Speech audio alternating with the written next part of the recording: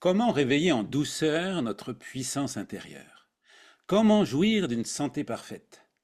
Comment activer toutes nos ressources? Je dis bien toutes nos ressources en devenant ou en redevenant la créatrice ou le créateur de notre vie. Restez avec moi dans un instant. Vous découvrirez la lumineuse Véronique Maure que j'ai quasiment abductée jusqu'à mon vaisseau pour qu'elle nous parle de son ouvrage Guide pratique interactif co-réalisé avec Chéri. J'élève ma vibration, pourquoi et comment, mais pas que. Générique.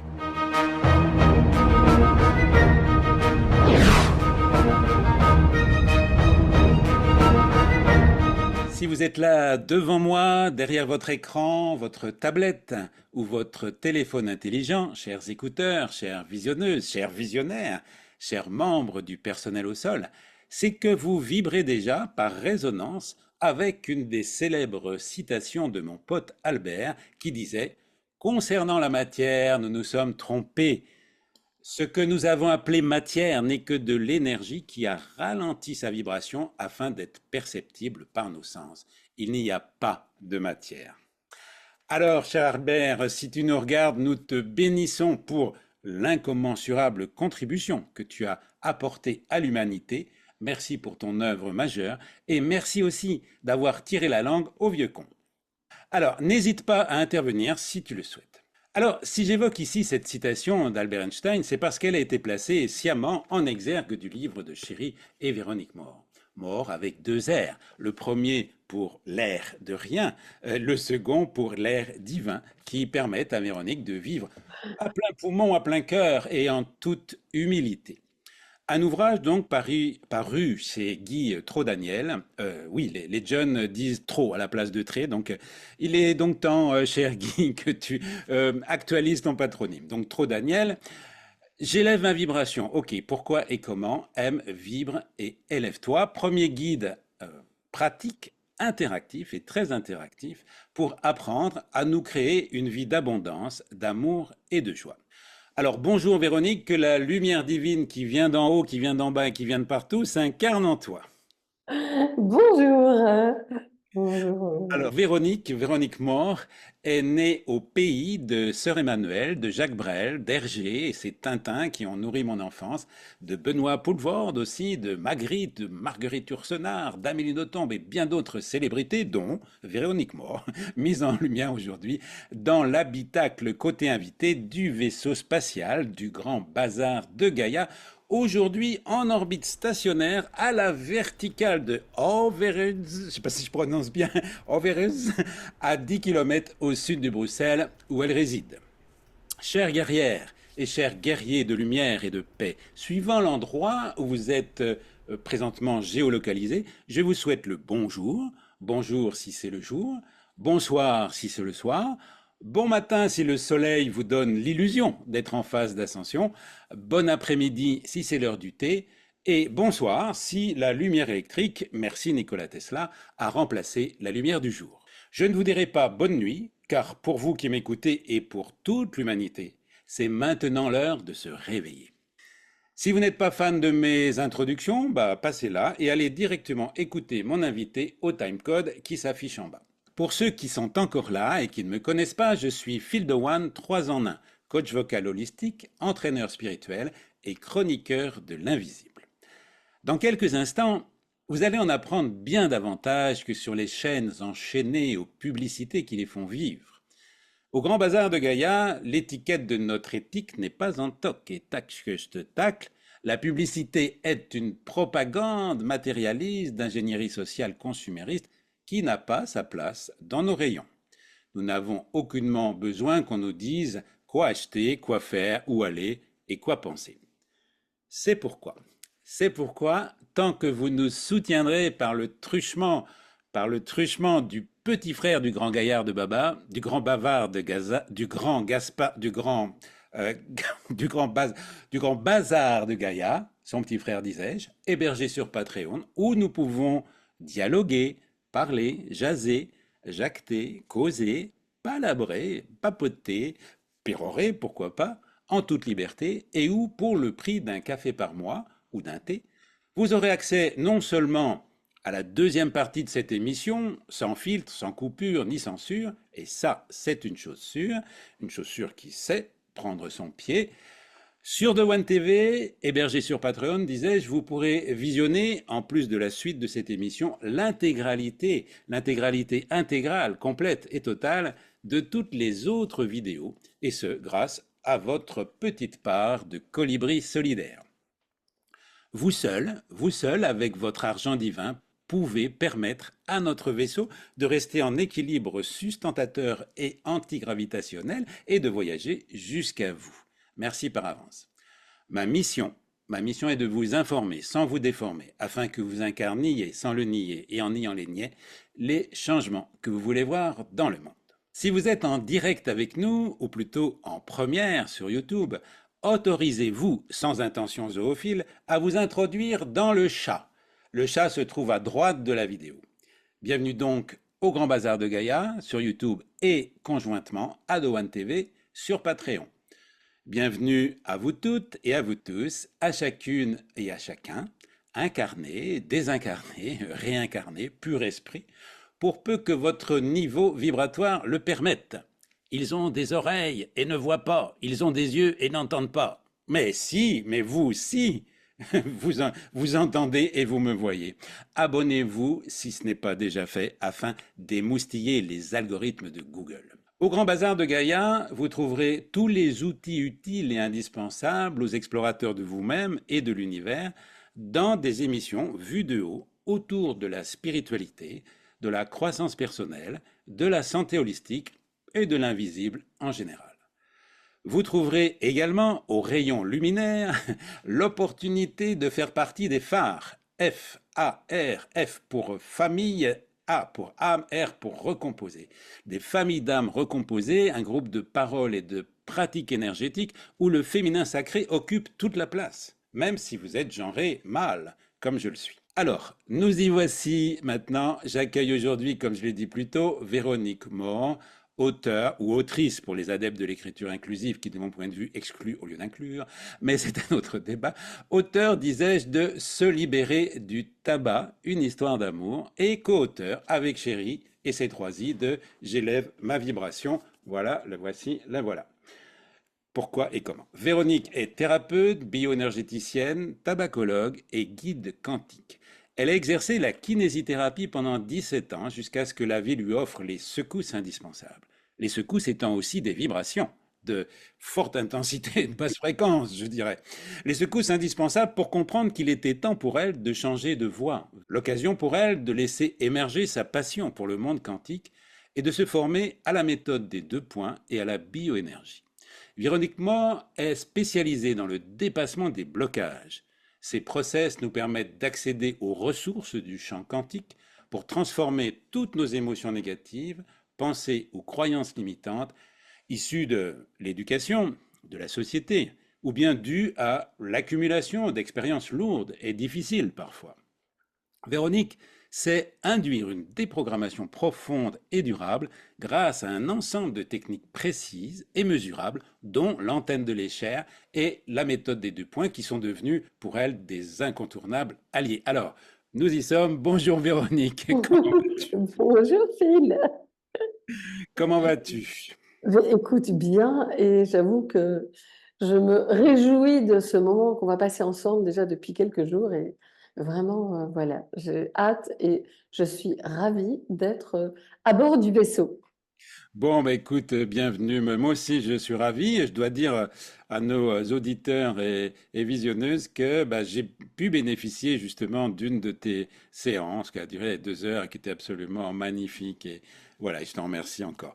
Alors, on va faire comme je fais d'habitude, hein. J'ai un petit jeu de cartes ici avec une quarantaine de questions. On va pas les faire toutes, mais on va compter justement sur ce hasard qui n'existait pas. Comment il disait, Albert Einstein, il disait, le hasard, c'est Dieu qui se promène incognito. Voilà, donc c'est Voilà, ça. ouais. Donc, toutes les citations de Albert Einstein sont magnifiques. Alors, la première question qui n'est pas dans le jeu, là, est une question bah, cruciale, si tu veux, puisque je te demande pourquoi est-ce que tu as participé à la naissance de ce bébé, voilà, que je tiens dans les mains. Est-ce que serais-tu une sorte de sage-femme? Voilà, écoute, en tout cas, j'ai certainement les, les vertus de l'accompagnement. Mais surtout, voilà, je connais et puis je travaille avec Chéri depuis 4 ans.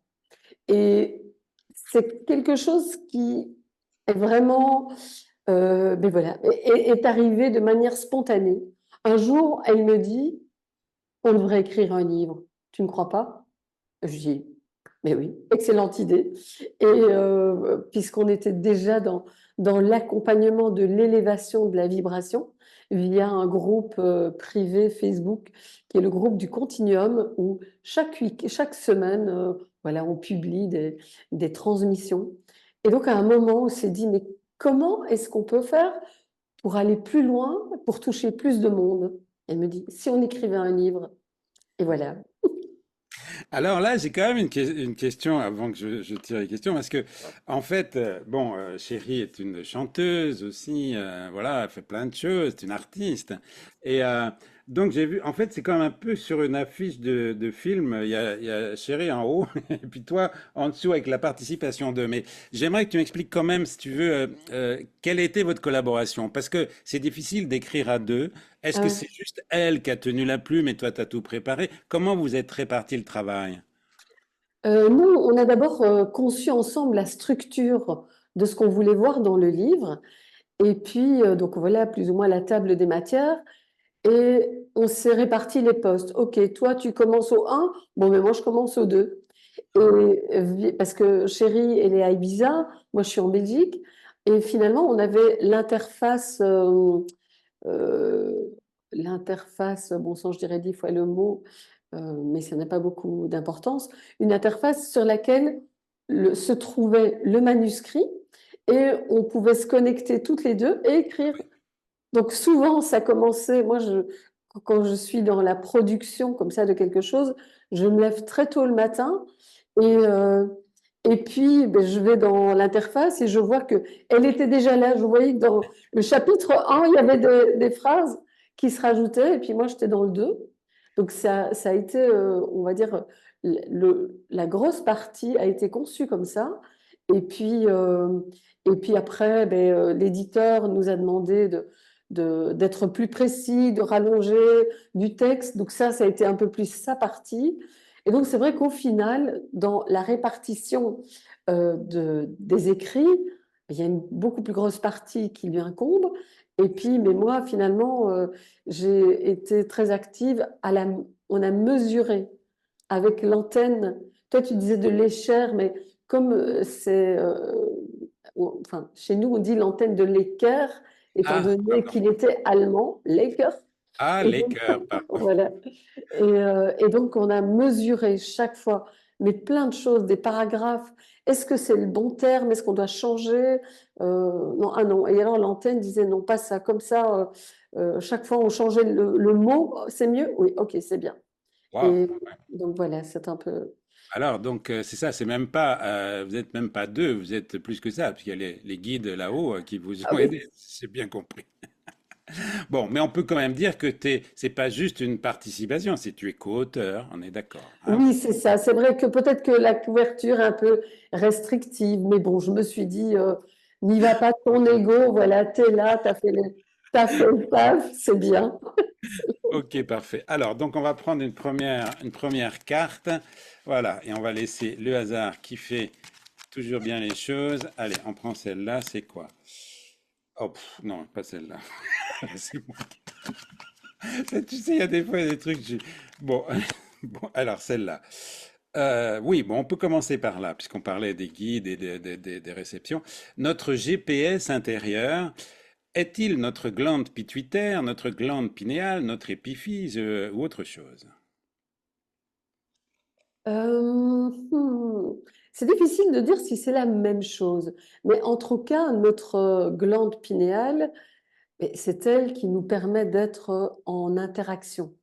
Si notre sixième chakra, le chakra qui correspond à cette glande pinéale, est fermé, n'est pas bien orienté, oui, on peut dire qu'on sera peut-être à ce moment-là un peu comme si on était sans GPS.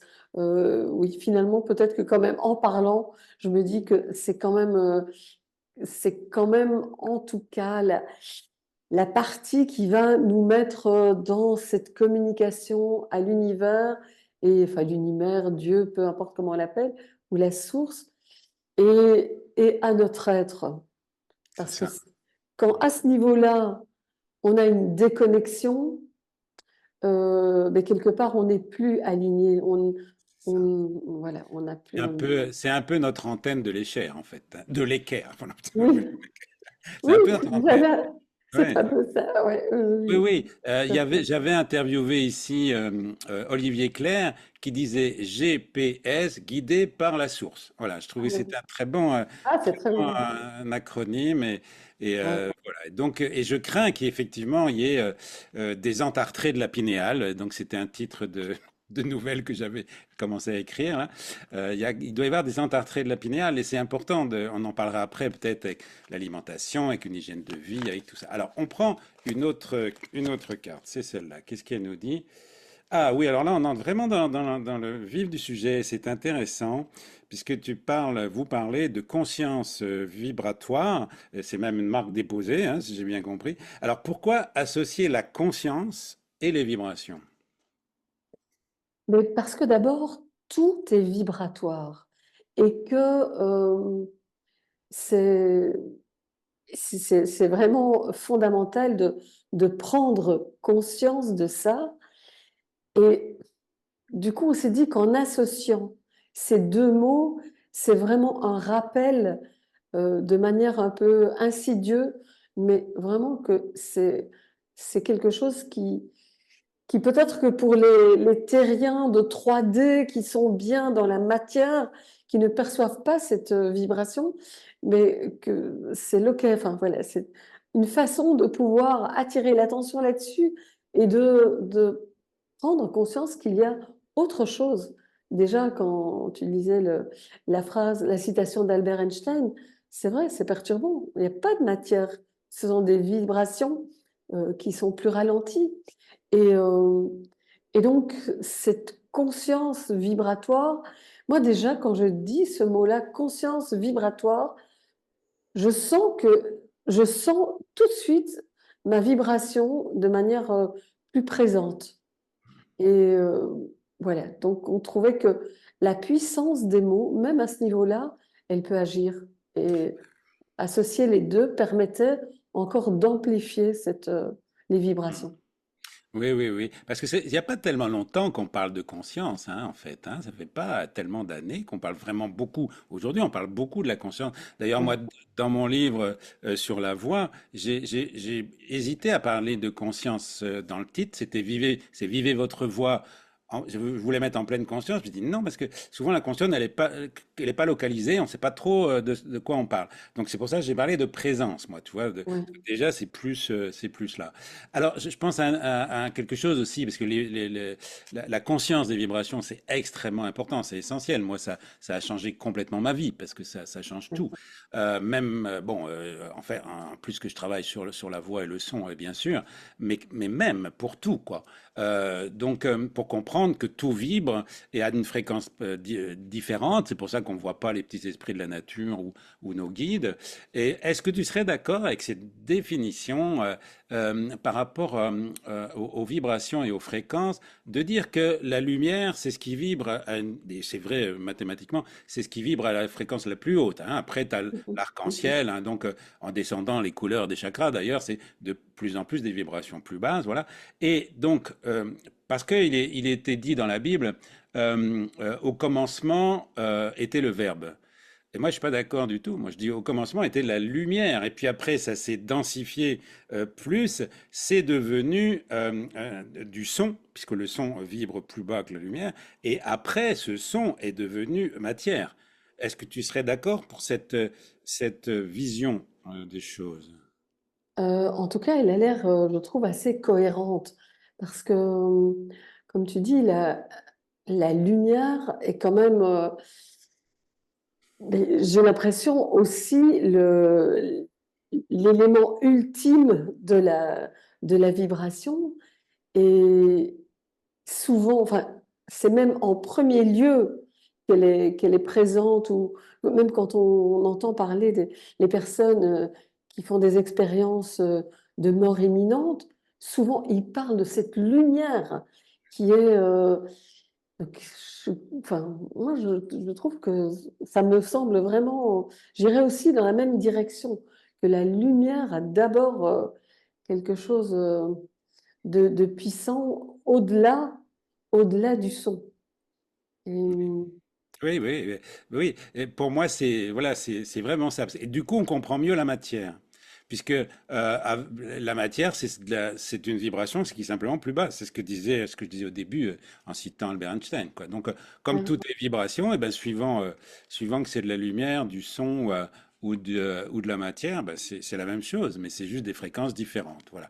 Donc là, on commence à entrer. Est-ce que tu veux développer un petit peu plus justement sur les fréquences, bien qu'il y a d'autres questions qui vont t'y amener, mais tu veux Oui, dire. peut-être juste dire une chose, c'est que je me demande si les fréquences du son ne nous aident pas à accéder à la lumière aussi.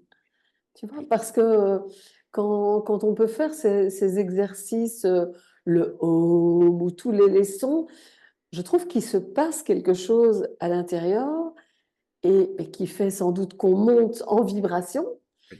et que peut-être on se rapproche plus vite de la Eh oui, lumière. oui, tout à fait. Bah oui, puisque par le son, on fait vibrer la matière de Voilà. notre corps physique. Donc, oui, oui, alors ça, moi, je suis convaincu de ça. D'ailleurs, même avant chaque émission ou même dans mes rituels du matin, moi, voilà, j'élève ma vibration. On va parler de tout ça et Ouais. beaucoup par le son. Tu vois, je chante, voilà. Bon. Alors, hop, une Mmh. autre carte. Bon alors là c'est plus large encore, et plus personnel, parce que là dans cette interview c'est plus toi, hein, c'est toi que j'interviewe. Je me demande d'ailleurs si je vais pas demander à Chérie qu'on fasse une autre interview avec elle, parce que je pourrais l'interroger sur la musique aussi, sur plein d'autres choses, sur le chant. Mais là c'est toi, et donc je te demande comment est-ce que tu vois le nouveau monde. Alors c'est difficile d'utiliser ce mot-là parce qu'il a été récupéré un peu partout, mais enfin, il faut bien parler de quelque chose. On dirait que voilà, on est en fin d'une civilisation, on va passer à autre chose. Plus qu'une civilisation, à mon avis, c'est vraiment un changement majeur de l'humanité. Comment tu vois le nouveau monde? Le premier mot qui me vient, c'est l'échange. Et alors, comment matérialiser ça? Je ne sais pas, mais en tout cas, c'est, oui, un monde dans lequel on est plus dans l'échange entre que dans contre et je te prends ta ville et tu enfin voilà, où ça c'est déjà au niveau assez large, mais vraiment dans la collaboration entre les individus, dans la mise en commun des talents de chacun et, et vraiment dans une, oui, dans une interaction, dans une co-création de tout finalement. Après, voilà, c'est vrai que ça reste vaste. J'avais lu un livre vraiment très très chouette qui s'appelle Entre deux vies. Et voilà, c'est tout ce que l'âme expérimente, enfin, c'est un roman, mais tout ce que l'âme pourrait expérimenter entre deux vies avec ces, et oui, toutes ces âmes qui sont là, qui ont des missions bien définies, qui travaillent ensemble pour, dans un domaine ou dans l'autre, en fonction de leurs compétences, sans compétitivité, juste voilà, dans faire avancer les choses pour tout le monde. Ah oui, bah Et c'est vraiment ça. Et donc forcément, bah, on a beaucoup de formatage hein, à enlever. Hein. Donc ça, on va en parler évidemment. Mais voilà, moi c'est comme ça que enfin c'est une des choses que je vois. Mais je vois aussi moi plus loin un changement de vibratoire. Donc s'il y a changement vibratoire, il y a aussi changement de la matière. Et changement, bon, ça fait partie d'un autre débat aussi, mais c'est important. Alors, je prends une autre carte. Allez, celle-là, qu'est-ce qu'elle dit? Ah bah voilà, c'est très bien ça. Quelle a été ta plus grosse secousse justement ou point de bascule qui t'a fait changer de voie depuis que tu faisais de la kinésithérapie et voilà, ça a été quoi qui t'a... Alors, la plus grosse bascule. Ah, oh, tu veux dire au niveau justement de la kinésithérapie ou C'est-à-dire, pas forcément, il y a eu plusieurs bascules, j'imagine. Mais en tout cas, tu parlais de celle-là, puisque tu avais 17 ans de la de kiné. la kiné? Et Oui, donc, tout à qu'est-ce fait. qui t'a fait, tu peux me parler de plusieurs points de Oui, bascule, hein. oui, oui, bien sûr, voilà, parce que voilà, il y a eu les points de bascule professionnels, privés, mais en tout cas au niveau professionnel, donc je pense que j'étais extrêmement bien dans cette profession, si ce n'est qu'après 17 ans, la kiné, c'est quand même physique, je commençais à avoir des petits points de tendinite dans les épaules, même dans l'insertion des abducteurs, oui, des abdos plutôt. Et donc je m'étais dit, je ne ferai certainement pas la kiné toute ma vie. Et j'étais en train de penser comment j'allais me réorienter, toujours un peu dans ce domaine-là, mais différemment. Et puis en Belgique, on a un ministre, ben, je crois que c'est toujours le même maintenant d'ailleurs, enfin il est revenu après coup, mais il a pris une décision au niveau de la kinésithérapie en limitant le nombre de séances que les personnes pouvaient faire au niveau de la kiné. Donc il pouvait faire 60 séances par an. Et enfin, du jour au lendemain, je suppose qu'il a dû prévoir le coup, mais c'est passé à 18 séances. Et c'est Oh, sorti une année en 2002, je crois, au mois de mai. Et c'était rétroactif au 1er janvier. Donc ça veut dire que moi, j'avais quelques patients chroniques ben, qui avaient largement fait leur quota des 18 séances, à qui je devais dire, ben non, en fait, voilà, là, ça s'arrête là, et peut-être que l'année prochaine, vous pouvez refaire les séances. Et puis, je me suis, enfin voilà, je m'étais dit, je vais continuer, mais avec une autre formule. Et puis finalement, je n'avais plus rien gagné, donc je me suis dit, non, je ne vais pas faire ça. Et puis, il y a eu une réunion qui nous a présenté exactement les mesures et au niveau administratif, tout ce que ça allait rajouter en fait comme lourdeur administrative. Et là, je sentais hein, que mes vibrations, au fur et à mesure, je me tassais et je me dis non, je suis pas d'accord avec ça, moi je peux pas travailler comme ça. Et, euh, et donc, en sortant, je me suis dit, j'arrête la kiné. Je ne veux pas rentrer dans le moule. J'ai toujours eu un caractère un peu rebelle et insoumis. Et là, ça a déclenché. Et donc, le lendemain, j'ai contacté mes patients. Enfin, ça a été en 15 jours de temps, j'ai tout arrêté. Et en fait, après ça, j'ai des choses qui sont arrivées vers moi. Bon, parce que du jour au lendemain, il fallait que j'arrive encore à survivre, j'allais dire. Je suis en train de réfléchir, mais je me demande. Non, non, non. Ce n'est qu'après que j'ai quitté mon mari, je crois. Mais donc, deuxième secousse.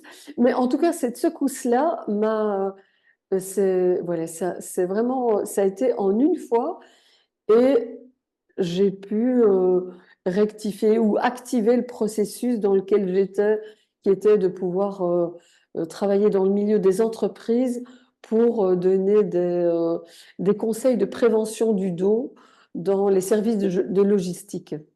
Et donc voilà, j'ai fait ça quelques années. Mais là, ça a été vraiment le bouton qui a fait éjecte. Je suis sortie de la kiné. Je ne m'y attendais pas en plus, tu vois. Ça ne me convenait pas, je ne savais pas trop. Mais ce soir-là, je suis arrivée presque naïvement à cette réunion et je suis sortie avec une grosse décision. voilà, super secousse.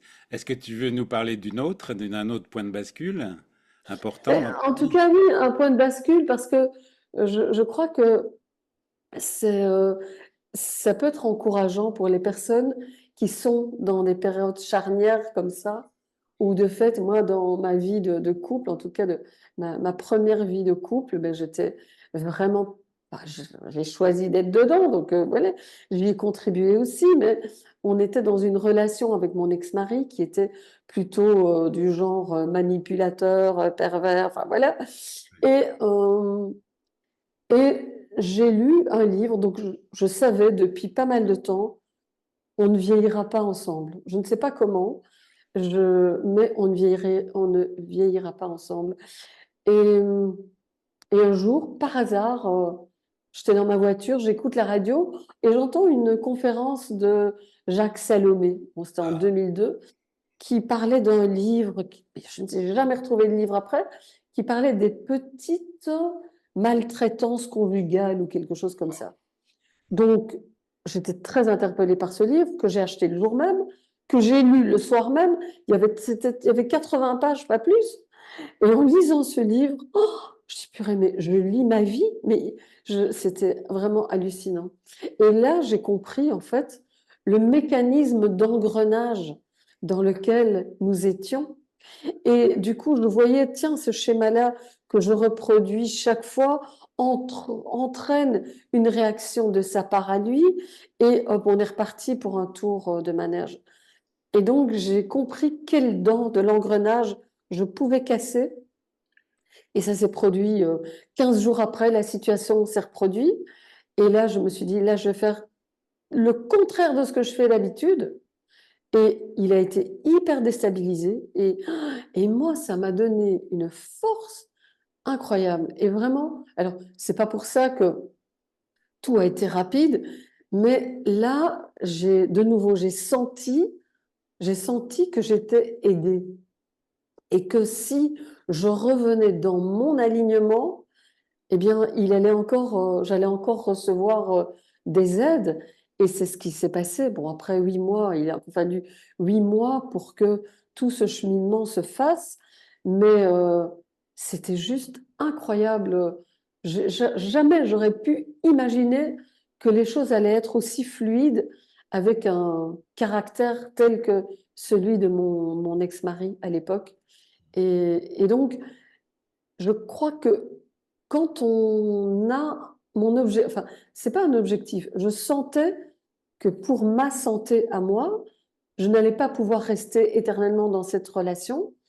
Et voilà, en étant convaincue de ça, sans savoir comment, je me suis dit, le comment ne m'appartient pas. c'est Et ça. j'ai reçu le mode d'emploi au fur et à mesure. Ah ouais, tu vois, mais c'est bien, merci de partager ça, parce que pour beaucoup de femmes, ça va toucher beaucoup de femmes, puis des hommes aussi, hein, mais beaucoup de Ouais. femmes. Moi, j'ai vécu, alors c'est marrant, parce que parfois, effectivement, il y a un livre comme ça qui, pof, ou un film. Moi, c'était un film, hein. Moi, c'était le Truman Show. Moi, j'étais 19 ans, Ah ouais. pendant 19 ans, dans une relation fusionnelle. J'ai vu ce film, j'ai dit, je me casse, je me barre, et je suis parti comme ça. Ben, c'était dingue. Bon, et c'était pas un pervers narcissique, mais c'était comment on appelle ça? Un mythomane, mais un vrai mythomane. C'est vrai, ben, aujourd'hui on était mytho parce que tu dis des conneries. Non, non, un Ouais. vrai mythomane, c'est-à-dire qui croit. Et donc j'ai cru complètement à tout ce qu'il m'a dit pendant près de 20 ans. Et quand j'ai appris que tout ça était faux, mais pff, tout s'est écroulé, c'était Ah ouais, horrible. ouais, ouais, non, C'était non. horrible.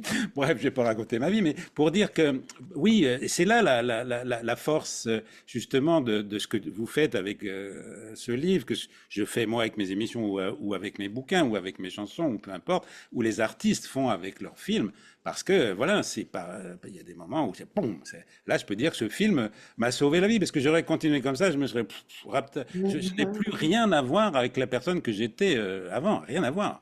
J'ai essayé d'en parler, il m'entend pas. Tu vois, c'est terminé. On est complètement sur d'autres mondes. Alors, je prends une autre carte. Merci d'avoir partagé ça. Alors, celle-là, qu'est-ce qu'elle nous dit?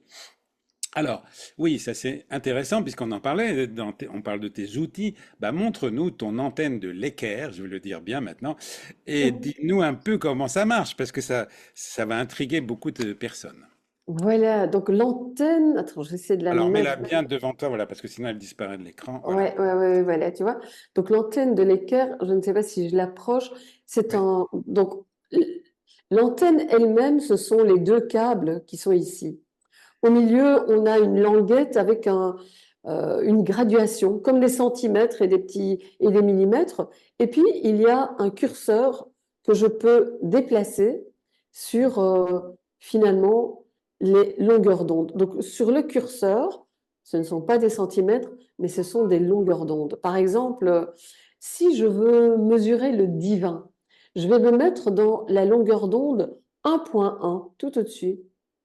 Et notamment dans un texte, et c'est ce que j'ai mesuré dans notre livre avec Chéri, voilà, je mettais au-dessus du livre et je demandais, tiens, est-ce que dans ce livre, est-ce que j'ai du 1.1, est-ce que j'ai la vibration divine? Et du coup, l'antenne, je le livre ici juste dans mon champ de vision, et du coup, hop, l'antenne vient chez moi et valide le fait que ça se trouve là. Si par exemple, qu'est-ce que je pourrais avoir comme voilà, qu'est-ce que je pourrais mesurer? Ben, disons que voilà, si je me mets en lien mental avec, moi, je vais dire un journal, tiens, le journal Le Soir en Belgique. Est-ce que dans le journal Le Soir, je mesure du sacré? Mais là, la réponse est non. Ça part, l'antenne s'écarte de moi, part dans l'autre sens. C'est ça. Donc, cette antenne, en fonction de la longueur d'onde que je choisis, je peux mesurer la- le niveau vibratoire de, ben voilà, d'une chanson, de tout finalement, de l'alimentation. Même de temps en temps, il y a des plats dans mon frigo. Je me dis, tiens, en fait, est-ce que je peux encore manger ce plat? Est-ce qu'il est encore bon? Hop, je passe mon antenne et oui, non, mais ça me donne la réponse. Si Alors, c'est c'est plus ce qui est intéressant, parce que moi j'utilise le pendule, hein, bon, et toi aussi d'ailleurs, mais c'est beaucoup plus précis que le pendule en fait, parce que là, il y a des longueurs d'onde, c'est ça.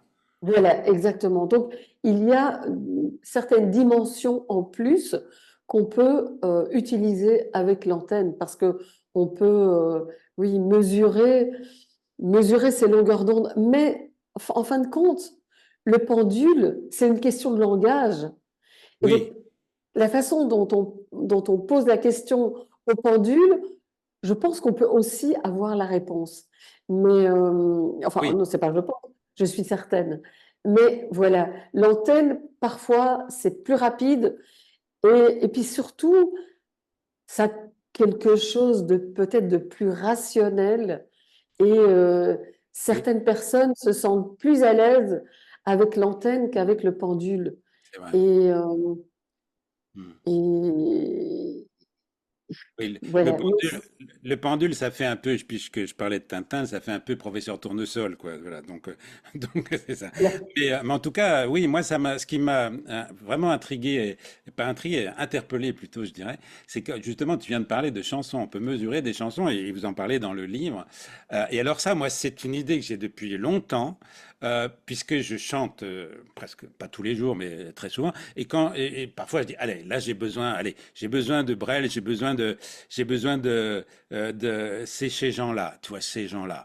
Et là, je chante et je pleure. Et, pof, très bien. Ah bah là, j'ai besoin de joie. Allez, du Trenet, du Charles Trenet. Pof. Et voilà, pour moi, c'est vraiment un outil. Juste avant, là, j'ai chanté un Ave Maria de Caccini, tu vois, parce que pour me mettre. Bon.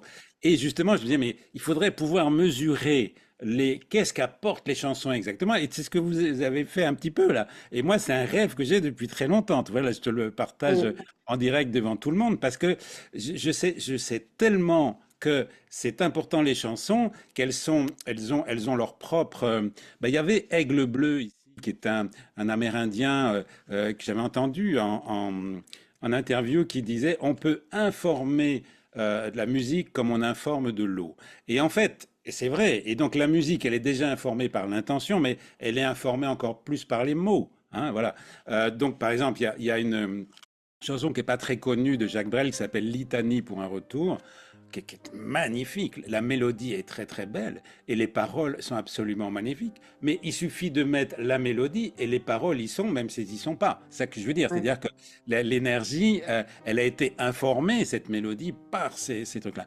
Et pour moi, je pense que on utilise les mantras parce qu'on aime bien ce qui vient de l'Orient. Alors c'est autre chose parce que les mantras, les Mm. mantras, c'est très court, c'est répétitif et ça nous entre dans un champ, comment on appelle ça, un égrégore, quoi, voilà, auquel on se connecte. Mais pour moi, les chansons aussi, les chansons populaires, surtout celles qui durent longtemps. Par exemple, quand on n'a que l'amour, moi j'ai toujours chanté ça pendant des années à tous mes élèves, eh bien, cette chanson, elle a 70 ans, elle a mon âge, ou 71 ou 72. Voilà. Donc, et quand elle reste, c'est que pour moi, il y a tout à coup quelque chose de magnifique entre la mélodie, voilà, et les paroles. Et puis la voix de Mhm. l'interprète aussi, mais quand la chanson est bonne, elle peut être chantée par d'autres, hein. Et pour moi, c'est une thérapie absolument fabuleuse. Donc on s'en reparlera en privé parce que si moi Oui, tu oui, oui, oui, s'intéresser. sans problème. Alors, Et oui, vas-y, oui. non, non, mais je veux dire, c'est effectivement, avec Chéri, c'est un peu comme ça que les choses se sont passées. Parce Ouais. qu'au départ, on ne se connaissait pas.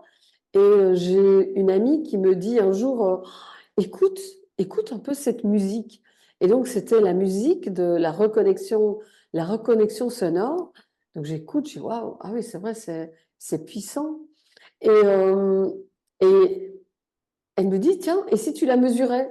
Donc, je mesure, je sais plus combien, on était, est-ce que c'était 10, 12 millions de bovis, quelque chose comme ça. Et puis on s'est dit, mais attends, ce qu'on va faire, c'est, mais quelque part, on a dû essayer avec quelqu'un d'autre, c'est mesurer le niveau vibratoire d'une personne, lui faire écouter la musique et remesurer après. Et là, le contraste était incroyable. Et donc, du coup, on a appelé Chéri et on lui a dit, écoute, on vient de mesurer ta musique. Ah, c'est fabuleux. Alors, oh, elle dit, oh, mais trop bien, j'ai déjà quelques expériences, mais pas en tout cas celle-là avec autant de précision. Et, et puis, du coup, voilà, on a commencé à utiliser, bon, après, voilà, c'était son disque, mais j'ai commencé à utiliser cette chanson dans toutes sortes de circonstances. J'ai une amie dont le chat avait eu un gros accident et où c'était d'abord une autre dont le cheval avait une blessure à la patte. Elle devait lui faire des bains tous les jours de 15 minutes et je lui avais dit, bah, écoute, passe-lui la reconnexion sonore. Et alors, elle dit, bah, écoute, d'abord, il est hyper calme. Elle dit, il se pose sa tête sur mon épaule quand je fais ça. Et sa blessure a guéri, mais le vétérinaire était étonné de la rapidité. Ah, Et puis après, j'ai cette amie dont le chat a eu un accident et il était complètement paralysé des pattes arrière. Enfin, c'était assez triste. Et je lui dis, mais fais-lui écouter la reconnexion sonore. J'avais mesuré combien de fois, c'était, enfin, à quelle fréquence et combien de fois. Et ben, après quelques jours, on voyait que le train arrière recommençait à bouger. Bon, après, il a eu une perforation d'intestin. Ça a été bon, voilà. Mais c'était vraiment visible. Elle n'en revenait pas. Elle dit, mais attends, c'est hallucinant. Et donc, je crois qu'effectivement, ça, c'est pour cette chanson-là. Maintenant, je n'ai jamais tenté l'expérience avec, mais comme tu dis, des chansons populaires. Mais ça sera à faire, hein. oui, regarde les comptines ou les chansons très anciennes, tu vois, Au clair de la lune, tu vois. Ouais, ouais, Plus de ça, Au clair de la lune, mon ami Pierrot. Et le texte est extraordinaire. Bon, mm. après, tu as aussi une souris verte qui courait dans l'herbe. En fait, c'est complètement codé, c'est un truc alchimique. Ça, je ne savais Ah pas. oui, ah Oui, oui. oui, oui, c'est complètement codé. Donc voilà, moi je crois beaucoup à la médecine vibratoire, donc qu'elle soit par la lumière, qu'elle soit par les sons, la musique. Et donc vous en parlez pas mal à la fin de Ouais. sonothérapie aussi. Alors, je prends une autre carte. Allez, on y va. Qu'est-ce que c'est ça? Alors, oui, là, on est. Ah oui, là, on va parler du tabac parce que donc j'ai découvert après que tu étais tabacologue. Je dis comment ça? Et puis avec un très beau livre que je croyais que c'était juste un e-book, mais non, il existe en papier. Tu l'as là, tu peux nous le montrer. Voilà, mais le bien de Ouais, voilà, se libérer du tabac. Bon, mais de toute façon, je vais la mettre. Voilà, une histoire ouais. d'amour. Et donc ça m'intéresse que tu m'en parles, pas pour moi parce que j'ai arrêté le tabac il y a 40 ans. Et moi, j'ai arrêté d'un coup. Et j'ai arrêté en. Bon, je fumais 3-4 cigarettes par jour, mais après, je fumais des petits cigares, des Davidoff, ça coûte cher, ça sent mauvais. Bon, je dis, mais qu'est-ce que je m'embête avec ça, voilà. Bon. Et j'ai arrêté d'un coup uniquement en travaillant, plus la respiration, mais de l'eau. Chaque fois que j'ai envie de fumer, chaque fois que j'avais envie de fumer, je buvais un verre d'eau. Voilà. Donc, et je me suis enlevé tout seul. Mais pour beaucoup de personnes, et j'ai un grand ami que j'ai interviewé qui s'appelle Frédéric Pitre, qu'on peut voir, qui est magnifique, qui est amérindien, enfin qui est oui, il est un peu amérindien, et il a été très important comme lanceur d'alerte. Il s'en est pris plein la tronche, hein, voilà. Mais c'est vraiment une belle âme. Et il fume, mon Dieu, mais ouais, il n'arrive pas à s'enlever ça. Donc, est-ce que tu peux me parler, parce que tu proposes des séances d'exploration même de 30 minutes gratuites, et moi je suis convaincu qu'avec les outils que tu amènes, c'est complètement autre chose. Alors, comment que tu fais pour enlever l'addiction, cette addiction-là? Voilà. Mais alors, c'est vrai qu'il y a une différence entre les séances que je peux faire en présentiel chez moi, quand la personne est là physiquement, mais à un moment, je me suis dit que au-delà de ce qu'on nous a appris dans cette formation en tabacologie, il y a tellement d'interactions avec les histoires, bien sûr, de notre ville et, et qu'il y a énormément aussi d'éléments vibratoires là-dedans. Et je me suis dit, mais je crois qu'il y a moyen de faire un parcours avec, comment dire, un parcours pour d'abord comprendre les liens qu'une personne a avec le tabac. Et pour ça, elle ne doit pas être avec moi particulièrement. C'est quelque chose qu'elle peut faire elle-même en étant guidée de jour en jour. Et donc un jour, je me suis dit, je pense, et si je crée une méthode d'arrêt du tabac? En fait, ça s'est un peu imposé à moi. Et donc, je me disais que pendant les 7 premiers jours, je guide la personne pour repérer d'abord ce qui l'a amené dans le tabac, la toute première cigarette. Parce que souvent, on ne se rend pas toujours compte, mais oui, il y a souvent la curiosité et puis peut-être qu'à l'époque, les parents sont pas d'accord que la personne fume, donc c'est une façon de d'affirmer sa personnalité, donc d'être un peu contre les parents. Et même si 30 ans plus tard ou 50 ans plus tard, les parents ne vivent plus, n'existent, enfin, sont décédés, et si cette raison-là n'est plus la bonne, eh bien, elle est toujours active. Donc, quand la personne veut arrêter de fumer, il y a un mécanisme à l'intérieur qui va être un peu, oh, et quoi, tu te soumets maintenant, tu vas, mais on n'est absolument pas conscient de ces éléments-là, mais ça va faire que la personne va devoir ou lutter plus ou ne va pas comprendre pourquoi elle repart dans ce mécanisme. Donc, du coup, au travers de cette prise de conscience sur plusieurs jours, des jokers que je vais donner pour désactiver, même au travers de la méthode des 2 points, dont on n'a pas encore parlé, mais qui est une méthode d'énergie quantique qui peut désactiver des comportements, qui peut désactiver des choses, eh bien, je vais guider les personnes pour qu'ils puissent désactiver des gestuels, désactiver des liens toxiques. Et au fur et à mesure, donc il y a 7 premiers jours de préparation à l'arrêt, avec des jokers de qu'est-ce que je fais quand j'ai envie de fumer. Et puis, les 15 jours qui suivent, ou les 14 jours qui suivent, puisque c'est 3 semaines, c'est OK. De jour en jour, il y a un peu le thème du jour, une interpellation sur un ressenti que la personne peut avoir, où je vais la guider dans, tiens, qu'est-ce que je fais aujourd'hui pour être, oui, pleinement consciente, pleinement dans mon choix, bon, on travaille la motivation dans les 7 premiers jours aussi, parce que c'est, à mon avis, stratégique. Et de jour en jour, il y a chaque fois le thème du jour et une méditation avec un mantra qui va aussi ancrer le processus. Et donc, je propose, si la personne a besoin d'une aide via un substitut de nicotine, ok, c'est une possibilité, ou bien de faire un accompagnement, même à distance, avec moi, que ce soit en Zoom, et où je travaille en fait avec un appareil de luxopuncture. C'est un petit appareil à infrarouge où on fait comme une séance d'acupuncture mais avec un petit stylet qui dégage de la lumière pulsée, de l'infrarouge pulsé.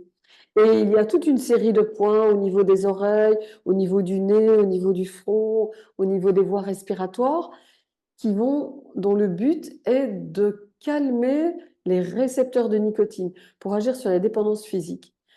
Et j'ai eu l'occasion d'expérimenter ça avec une dame qui était quelque part en France et qui trouvait que, bon, elle avait arrêté de fumer, mais elle sentait qu'elle avait des appels.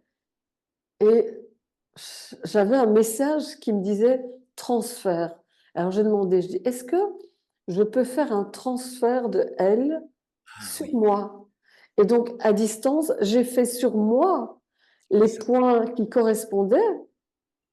Et, euh, et le lendemain, elle m'a envoyé un message le lendemain en me disant, et c'est incroyable, hein, Alors voilà, ça, c'est super intéressant ce que tu me dis, ouais, d'autant plus que, parce que j'allais te demander, mais comment tu as fait à distance? Eh bien, j'ai travaillé enfin, voilà, j'ai eu une séance avec un kinésiologue qui a créé la kinésiologie intégrative, et à un moment donné, il m'a donné une séance, et à un moment donné, normalement, bah, on doit faire un test du corps, etc. Donc, il pouvait pas- et en fait, il a fait ça, ce transfert, il l'a fait sur lui. Et waouh, ça m'a bluffé. Ben, c'est la même chose, tu vois. Et ça, c'est ouais, incroyable parce que du coup, ça permet, parce que je dis, mais comment est fait que le laser ne peut pas faire le laser dans le, la caméra? Et ça, waouh, c'est fabuleux, quoi. C'est fabuleux parce que du coup, à distance, voilà, tu peux aider voilà, quelqu'un et oui. l'accompagner. Waouh. Ouais, ouais, ouais, c'est Ah, vraiment. Et pendant plusieurs années, avant ça, j'ai travaillé à la ligne d'arrêt tabac-stop. Donc, il y a un numéro gratuit sur les paquets de cigarettes et les gens peuvent appeler. Ils appellent, donc le téléphone sonne, on ne sait pas ce qui arrive et on est amené à guider les gens dans l'arrêt du tabac. Donc, quelque part, j'avais déjà une expérience comme ça à distance. Et je me suis dit que je pouvais la compléter avec cet appareil. Et puis surtout, voilà, ce que j'ai fort rajouté essentiellement, c'est aussi cette dimension énergétique, quantique, et ces liens qui sont invisibles et qui parfois empêchent la personne d'arrêter de fumer. Tu vois, à un moment, je me suis rendu compte que les personnes dont la blessure de l'âme est l'abandon et la trahison, c'est très compliqué de lâcher le tabac parce que ça ravive la blessure d'abandon. Parce que la cigarette, à ce moment-là, c'est quand même parfois aussi, c'est un pilier, c'est le support qui a été là tout le temps, même enfin, dans les moments difficiles, et que la personne s'apprête à abandonner. Et, euh, et donc, j'ai eu comme ça une personne qui était désespérée au deuxième jour de l'arrêt du tabac et en mesurant, mais j'ai vu que c'était cette blessure de l'âme qui était présente chez elle et, et je me suis dit, mais mince, c'est vrai que je, c'est comme ça que ma méthode a évolué, c'est avec des expériences un peu comme de ce type-là. Donc maintenant, quand une personne arrête de fumer, chaque fois, je lui demande, est-ce qu'on peut vérifier la blessure de l'âme? Et si maintenant la personne à distance fait, parce que via mon site internet, on peut se dire, tiens, moi j'ai envie de faire la formation en audio, enfin l'arrêt du tabac en audio, sans interaction avec Véronique, parce que voilà, c'est peut-être moins cher. Et à un moment, on désactive la blessure et aussi, je guide la personne, même si elle ne l'identifie pas. Enfin bref, on fait des petits trucs pour que on puisse désactiver ou refermer, c'est pas désactiver, mais refermer une blessure de l'âme qui pourrait être un obstacle dans le cheminement du sevrage. magnifique. Donc, oui, c'est très différent de ce que peuvent faire d'autres personnes qui utilisent l'hypnose. Et toi, c'est pas ça du Ouais. tout. Non, non, non, Et tu peux préciser mieux qu'est-ce que c'est ta méthode des deux points, là? oui, la méthode des deux points, on est de nouveau Oui, dans l'énergie quantique, hein, cette méthode des deux points, c'est une méthode qui va activer. Le premier point est représenté par les mains. Et le deuxième point, c'est la région du cœur. Et donc, en fait, quand on pratique la méthode des deux points, après quelques respirations de centrage, on se met en connexion avec, on laisse les mains en suspension. Donc on a, les épaules sont relâchées, les coudes sont fléchis et les paumes de main vers le haut. Et à ce moment-là, on peut faire ça de façon guidée. Je demande aux personnes, ressentez vos deux mains en même temps. Ressentez la main gauche et la main droite en même temps. Essayez de capter tout ce qui est physiquement présent. Et quand on peut peut-être le faire, Oui, bah oui, hein, c'est encore mieux finalement. oui, oui, oui, Et quand on peut peut-être le faire, oui, bah oui, hein, c'est encore mieux finalement. oui, oui, oui, Et quand on peut peut-être le faire, oui, bah oui, hein, c'est encore mieux finalement. oui, oui.